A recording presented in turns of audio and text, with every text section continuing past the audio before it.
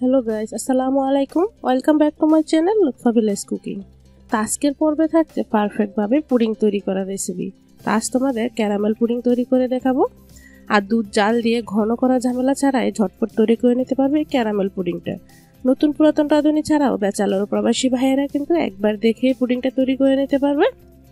তো বন্ধুরা, তোমাদের কাছে ছোট্ট একটা রিকোয়েস্ট রইল, যারা আমার চ্যানেলে নতুন বন্ধু প্লিজ বন্ধুরা আমার চ্যানেলটাকে সাবস্ক্রাইব করে পাশে থাকা বেল আইকনটিও ক্লিক করে রাখবে। আর অবশ্যই ভিডিওটা দেখার আগে একটা লাইক দিয়ে সম্পূর্ণ ভিডিওটা দেখবে। আর যারা অলরেডি কাজটা করে নিয়েছো তাদেরকে অসংখ্য ধন্যবাদ। তো ক্যারামেল পুডিং তৈরি করার জন্য প্রথমে আমি দুধটা নিয়ে নিচ্ছি। তো এখানে আমি হাফ লিটার পরিমাণ দুধ নিয়ে নিলাম। তো দুধটাকে এখন আমি একটু জাল করে নিব, জাস্ট একটা বলক তুলিয়ে নিব।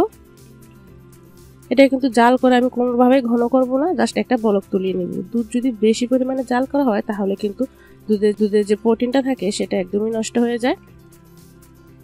তো এখানে এটাকে ঘন করার জন্য দিয়ে দিচ্ছি হাফ কেজি দুধের জন্য 1/4 কাপ পরিমাণ গুঁড়া দুধ। তো গুঁড়া দুধটা অবশ্যই দেওয়ার চেষ্টা করবেন, এতে করে স্বাদটা খুব ভালো আসবে। তো গুঁড়া দুধটা দিয়ে তারপর দিয়ে দিচ্ছি এখানে চিনি। তো চিনিটা পরিমাণ মতো দিতে হবে। এখানে আমি 1/3 কাপ পরিমাণ চিনি দিয়ে নিলাম। 1/3 কাপ চিনি দিলে কিন্তু খুবই বেশি পরিমাণে মিষ্টি হয়। তো মিষ্টিটা কিন্তু বাচ্চারা খেতে খুবই পছন্দ করে, তাই আমি মিষ্টির পরিমাণটা একটু বাড়িয়ে দিচ্ছি। তো এখন আমি অনবরত নেড়ে এটাকে একটু জাল করে নিচ্ছি।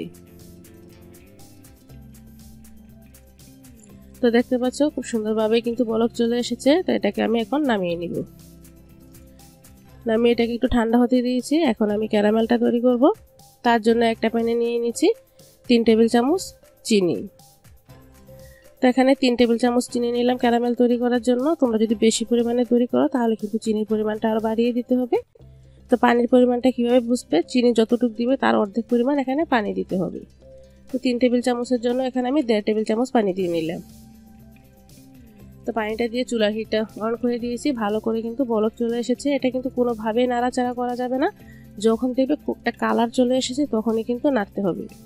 এর আগে যদি তোমরা ক্যারামেলটা একটু নাড়াচাড়া করো তাহলে কিন্তু এটা জমে যাবে, এরকম ক্যারামেল আর তৈরি হবে না। তাই অবশ্যই ছোটো ছোটো টিপসগুলো ফলো করতে হবে। তো যখন দেখবে এরকম কালার চলে এসেছে তখন একটু চামচের সাহায্যে চুলার হিটটা একদম কমিয়ে অনবরত নাড়তে হবে। তাহলে দেখবে খুব সুন্দর একটা ক্যারামেলের কালার চলে এসেছে। তো এই পর্যায়ে আমি প্যানটা চুলা থেকে তুলিয়ে নিচ্ছি। প্যানের গরমে কিন্তু আরও অনেকটাই কালার চলে আসবে, তাই এভাবে অনবরত নেড়ে খুব সুন্দর কালার চলে আসা পর্যন্ত এটাকে আমি নাড়তে থাকবো। তো বন্ধুরা দেখতে পাচ্ছ খুব সুন্দর একটা কালার চলে এসেছে। এখন আমি যে পাত্রে পুডিংটা সেট করব সেই পাত্রে নিয়ে নিলাম। নিয়ে ভালো করে একটু ঘুরিয়ে চারিদিকে লাগিয়ে নিচ্ছি। এটা একটুভাবে করতে হবে, তা না হলে কিন্তু যে জায়গায় থাকবে ক্যারামেলটা সেই জায়গায় কিন্তু সেট হয়ে যাবে। পুডিংয়ের জন্য ক্যারামেলটা ভালোভাবে সেট হোক আর বাকি প্রসেসিংগুলো আমি করে নিচ্ছি। তো এখানে হাফ লিটার দুধের জন্য নিচ্ছি 3টা ডিম।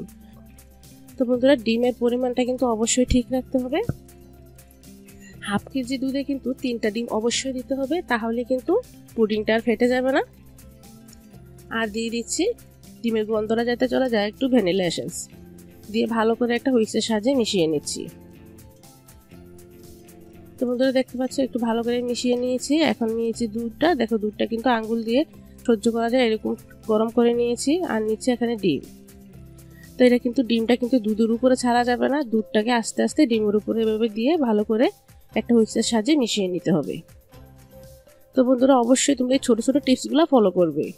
ডিমটা কোনোভাবেই কিন্তু দুধের উপরে দিবে না, আর দুধটাকে অবশ্যই ডিমের উপরে এভাবে আস্তে আস্তে দিতে হবে।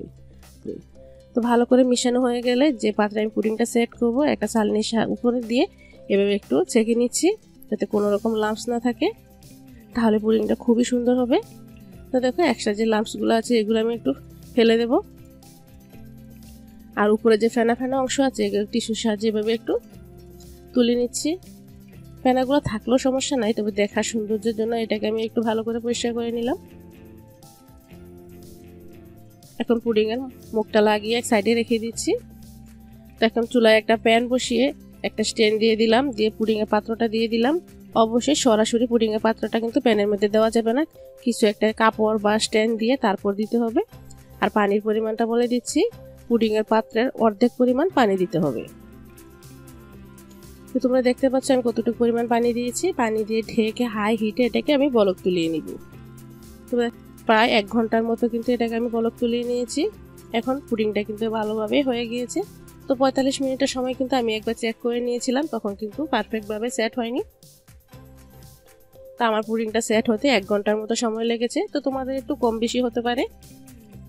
তো পুডিংটা যদি ভালোভাবে সেট হয় একটা কাঠির সাহায্যে চেক করে নিবে। তো পুডিংটা এখন আমি তুলে নিচ্ছি। তুলে এখন এটাকে আমি নর্মাল ফ্রিজে ওভারনাইট রেখে ঠান্ডা করে নিব। এই পুডিংটা যত ঠান্ডা হবে ততই কিন্তু খেতে বেশি ভালো লাগবে। তো সারা রাত রাখার পর সকালে আমি তোমাদের দেখিয়ে দিচ্ছি। দেখো পুডিংটা সাইড থেকে কিন্তু অনেকটাই আলগা হয়ে গিয়েছে। তারপর আমি একটা ছুরির সাহায্যে সাইডগুলো একটু ভালো করে আলগা করে নিচ্ছি। আলগা করে এখন পুডিংটা আমি যে পাত্রে রাখবো সেই পাত্রে এখন মোল্ড করে নিচ্ছি।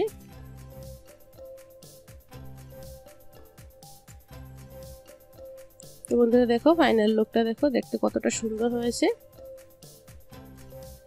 আর এই পুডিংটা খেতে কিন্তু দুর্দান্ত হয়েছে। আশা করছি সহজ রেসিপিতে আজকের এই পুডিংয়ের রেসিপিটা তোমাদের ভালো লেগেছে।